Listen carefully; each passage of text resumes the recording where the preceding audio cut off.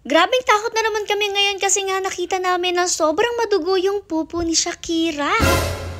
Alam niyo naman na si Oreo at si Blue ay dinala na nga dito sa mansyon para dito na nga sila makapagstay habang maliit pa yung bahay ko ayot yung apartment ko. Ay nako, may nag-comment nga dyan na kasi naman daw bilhin ako ng bilhin ng gamit ng apo sa apartment ko kaya daw hindi na magkasya ang dalawa kong aso. Pero sabi ko nga, Diyos ko, to start with kahit isa pala yung doggy ko, sadyang sikip na yung apartment. Kaya nga apartment lang siya kasi maliit talaga siya. At yung pagbili ko naman ng mga gamit ay Diyos ko, ginagamit naman yun at hindi ko basta tinatambak lang. Anyways, ang reason din nga kaya dinala ko dito etong si Oreo at si Blue ay syempre para naman ma-enjoy rin nila yung kanilang life at makapagtakbo-takbo sila. Kasi naman kahit hindi sikip sa apartment ko, hindi rin talaga sila makakatakbo-takbo dun kasi nga syempre may bata ako. Kung napanood nyo nga kasi yung vlog ko, talagang nasa cage lang itong dalawa pero nakalmot pa rin nila ang junakis ko sa mukha. Si Oreo nga po yung nakakalmot sa kanya. O imagine nyo, hindi pa siya alpasa, nasa cage pa yan pero talaga nasakta na agad niya yung bata. At syempre, hindi naman yung sinasadya ni Oreo. Ganun na lang kasi talaga kapag may doggy talaga at may bata, hindi talaga maiwasan na magkasakitan sila. The reason kung bakit gusto ko rin talaga ng doggy sa bahay noon pa, kahit may baby nga ako, is maganda talaga na ang bata na expose na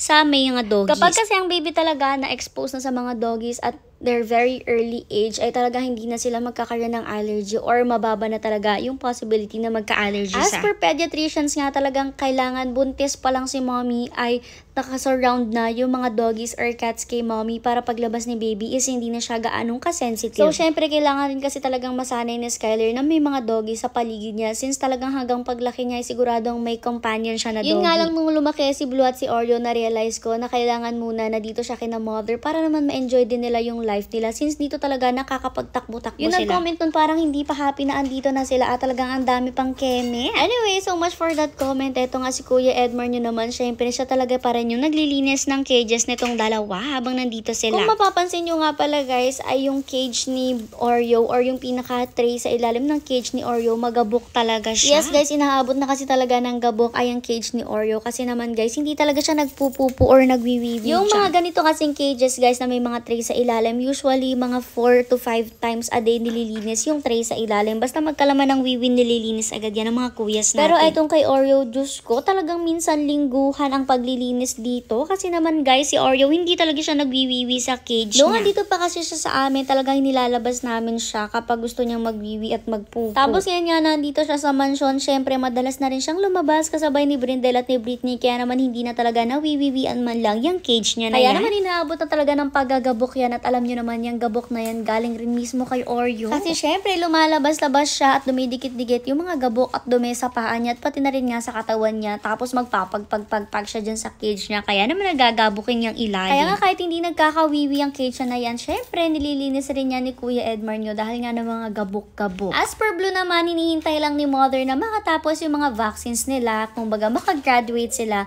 kasabay nga po ng ibang mga babies pa natin dito. At kapag nakagraduate na sila, ready na rin silang lumabas dito sa off-leash area. Yun kasi yung ginagawa namin guys, hindi talaga namin na-expose sa outside world ang mga puppies not unless natapos na nila yung mga vaccines at turukan nila. Kasi alam nyo naman yung mga vaccines nila, yun talaga yung nagpapalakas sa kanila at talagang yun yung tumutulong para hindi sila kapitan basta-basta na mga sakit. Kaya naman lagi namin sinasabi sa inyo na mahalaga na ipa-vaccines po natin ang mga doggies natin. May lahi man yan or wala. Kasi alam nyo naman itong si Brindel at si Britney natin at pati na rin nga si Oreo, kompleto po ang mga vaccines na mga yan. Anyways, balik na nga tayo sa video. Bale, eto nga sa loob ng mansyon, todo linis pa rin si Kuya Edmar nyo. Di kasi namin naipakita ko ano ba yung ganap kapag ang nasa labas sa off-leash area ay ang ating mga makukulit na aspins. Basta kapag nga pala sila ang nasa labas, ayan, todo linis pa rin si Kuya Edmar nyo. At eto nga yung time na naglilinis siya ng mga ilalim ng cages ng mga puppies natin. Dito nga tinitisyo niya yung ilalim ni Shakira kasi merong mga patak-patak. Since dalawang tray kasi yan, minsan naghihiwala yung dalawang tray kaya ang tendency is bumabagsak talaga diretso dito sa sahig. Kaya naman for the linis talaga si na mother dyan at eto nga nung time na to talagang pinapasok na rin ang tatlong makukulit. Habang si Kuya Edmar nyo naman hindi pa niya pinalalabas yung mga meals natin kasi tinatapos pa nga niya yung paglilinis ng ilalim ng mga hindi naman talaga kahirapan since ang ginagawa niya nga ini-spray niya lang talaga yan ng tubig, kinukuskus gamit yung brush tapos babanlawan at ibabalik na ulit. Pero alam niyo ba kung saan nagtatagal si Kuya Edmar nyo? Yung ganitong natapos na niyang linisin tapos maya-maya may pupo uli kaya lilinisin niya ulit. At ayan nga nangyari dito sa batang Shakira na to kasi kung nung maibalik nga yung tray niya, ayan talaga nagpupo ulit siya. Make sure rin nga pala ng mga kuyas natin na napupunasan nila itong pinakaapakan ng ating pack members sa mga cages nila para nga hindi magdumi yung kanilang mga katawan. Dito naman na nagulat si na mother kasi yung pupo nitong si Shakira, Diyos ko, madugo talaga. Iba black and white ko na nga mula dito para hindi kayo masyadong madiri kasi pupo to, pero para sa mga medyo madiriin sa mga pupo, wag na muna yung idiretso ang panunood. Diyos ko naman, problemado talaga kami kay Shakira kasi naman siya talaga yung palagi nagkakaroon ng mga kung anik-anik. Imagine nyo nung dumating siya dito, pinagamot na agad natin siya kasi medyo mahina siya, tapos kung ano-ano talaga nangyari ulit sa kanya at ngayon nga ayan, madugo naman yung pupo niya. Hindi rin nga siya yung sasabihin mong konting dugo lang, okay lang sana kung ganun, pero Diyos ko guys, talagang halos 50% o parang 70% pa nga ng pupo niya is dugo. And aware naman tayo na hindi maganda yan kasi ibig sabihin nga is may something na nangyayari sa kanya sa internal organs niya or kung ano-ano pa man kung bakit madugo yung pupo niya. Diyos ko, eto na naman tayo. Sobrang takot na naman si mother ng time na to. Hindi talaga maisip kung ano ba nangyari sa batang to at kung bakit madugo yung pupo niya na yan. Pero syempre, hindi natin pwedeng hindi dadalhin sa vet ang batang Shakira na to. Talagang dali-dali rin nga si Kuya Edmar nyo dito paglilinis nga at pagkukuskus nitong pinakailalim niya. Make sure rin nga niya na malinis talaga yan ng sobra-sobra kasi syempre nagkadugo rin nga yan. Tapos medyo hindi rin nga talaga maganda yung consistency ng pupo nitong si Shakira since kita nyo naman ay medyo basag nga siya. Anyways, yung pupo nga ni Shakira na yan ay vinidyohan rin ni mother para maipakita nga natin sa vet kasi naman kailangan din natin ma-explain kung ano ba yung consistency ng pupo niya,